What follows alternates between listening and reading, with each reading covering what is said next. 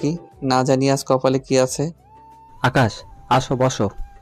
ধন্যবাদ স্যার। বসতে বলার জন্য মুখে শুকনা হাসি এনে ধন্যবাদ দিলাম, যদিও স্যারের ভাবসাব দেখে একটু হাসি আসছে না। স্যার আমাকে ডেকেছিলেন।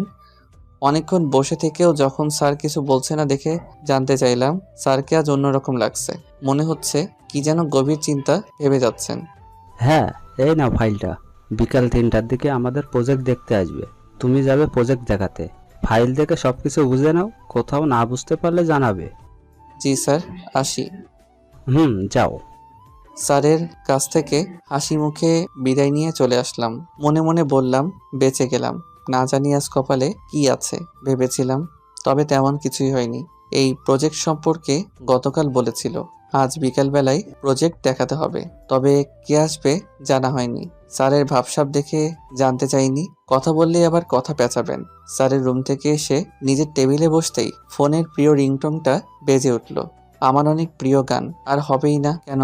রাইসার প্রিয় গানটা নিজের হাতে সেভ করে দিয়েছে। রাইসার প্রত্যেকটি জিনিসই তো প্রিয়।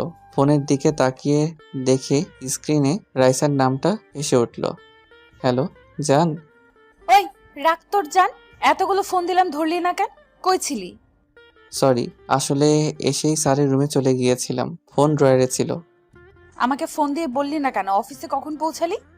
সরি, রাইসাকে অনেক বলে সরি বলে রাগ ভাঙালাম। অফিসে এসেই রাইসাকে ফোন দিয়ে বলতে হয় এসেছি। না হয় অনেক টেনশনে থাকি, রাস্তা কখন আবার কি হয়ে যায়। অনেক বলেও এই দুশ্চিন্তা কমাতে পারিনি। আরও ধমক দিয়ে ওঠে যদি কিছু বলি। এই শোন, আজ না একটা কাজ হয়েছে। কি বলো?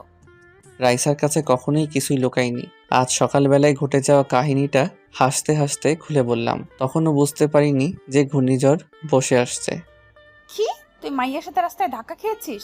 আজকে বাসায় আসবি না? তোর ধাক্কা খাওয়াটার শখ মিটাবো। রাইসা, রাইসা, সব কথা শুনে তেলে বেগুনে জ্বলে উঠল। অনেকবার ফোন দিলেও আর ফোন রিসিভ করেনি। বুঝতে অসুবিধা হয়নি আজ কপালে খারাপই আছে। কেন যে বলতে গেলাম, নিজের বোকামির ফল এখন ভোগ করতে হবে। রাইসাকে সরি লিখে টেক্সট করে অপেক্ষা করতে থাকলাম। রাইসার ফোন থেকে রিপ্লাই আসে, তোর সরি বলতে হবে না, আজ বাসায় আসলে পরে সরি বলা বের করব।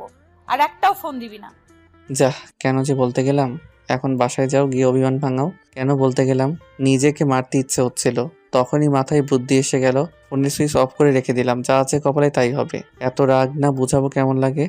কাজে আর মন বসাতে পারিনি। সবসময়ই রাইসার কথা মনে হচ্ছিল। সত্যি মেয়েটা আমাকে অনেক ভালোবাসে। আর আমি ইচ্ছে করে করেছি নাকি? যদি ইচ্ছাকৃতভাবেই করতাম তাহলে রাইসাকে সবকিছুই বলতাম। দুপুরে না খেয়ে সাইডে চলে গেলাম, প্রজেক্ট দেখাতে হবে। গিয়ে অপেক্ষা করতে থাকি কখন আসবে। বেশিক্ষণ অপেক্ষা করতে হয়নি, কালো গাড়ি করে চলে আসে। যখন গাড়ির দরজা খুলে বেরিয়ে আসলো দেখেই চোখ কপালে উঠে গেল। দিন দুপুরে ভূত দেখছি না তো, সকালবেলা সেই পেতনিটাই প্রজেক্ট দেখতে আসলো। মিসেস সুমিয়া চৌধুরী, আমাদের এই প্রজেক্টের স্যারের মেয়ে। স্যার কাজের জন্য আসতে পারেনি, তাই উনি আসলেন। উনি আকাশ আহমেদ, আমাদের প্রজেক্টের দায়িত্বে আছেন। গাড়ি থেকে নামতেই পরিচয় করিয়ে দিলেন। অনেক দেখেই চমকে গেলাম। মনে মনে ভেবে নিলাম সকালের কাজটা ঠিক হয়নি, সরি বলাটাই ঠিক। যদি প্রজেক্ট রিজেক্ট করে দেয় তাহলে চাকরি নিয়ে টানাটানি পড়ে যাবে। হ্যালো, আমি আকাশ। হ্যালো, চলেন কাজ দেখি।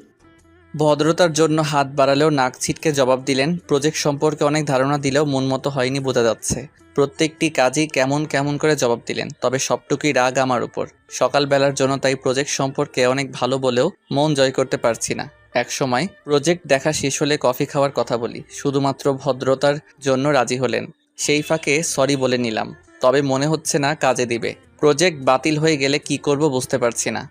অফিসে গিয়ে বসের সাথে প্রজেক্ট সম্পর্কে অনেক কথা বললাম, তবে মেয়েটির সাথে সকালবেলার কথা এড়িয়ে গেলাম। ফোন বন্ধ পেয়ে রাইসা অফিসে ফোন করেছিল, অনেক টেনশনে আছে, তাড়াতাড়ি বাসায় ফিরতে বলল। অফিস শেষ করে বাসায় এসে দেখি গাল ফুলিয়ে বসে আছে। কাছে গিয়ে বসলেও কোনো কথা বলছে না, অন্যদিকে মুখ ফিরে তাকিয়ে আছে। রাইসা সরি, বিশ্বাস করো আমি ইচ্ছে করে এমনটা করিনি। আর ইচ্ছে করে বললে কি তোমাকে বলতাম? রাইসা কথা বলো। সরি বলতে হবে না, যা ওই মেয়ের কাছে যা। অনেক সুন্দরী মেয়ে, তাই না? এখন তো আমি দেখতে সুন্দর না? আরে এমন ভাবে। ঠিক তখনই ফোনের কল বেজে ওঠে। অফিস থেকে ফোন আসার কথা, আজকের প্রজেক্ট সম্পর্কে ফলাফল দিবে আর স্যার ফোন করে জানাবেন। তাই ফোন বের করতেই রাইসা ফোন হাতে নিয়ে নিল। কে এমন ফোন করলো যে এত তাড়াহুড়ো ফোন ধরার জন্য? আরে অফিস থেকে বসের ফোন দেওয়ার কথা, তুই দেখ বস মনে হয় ফোন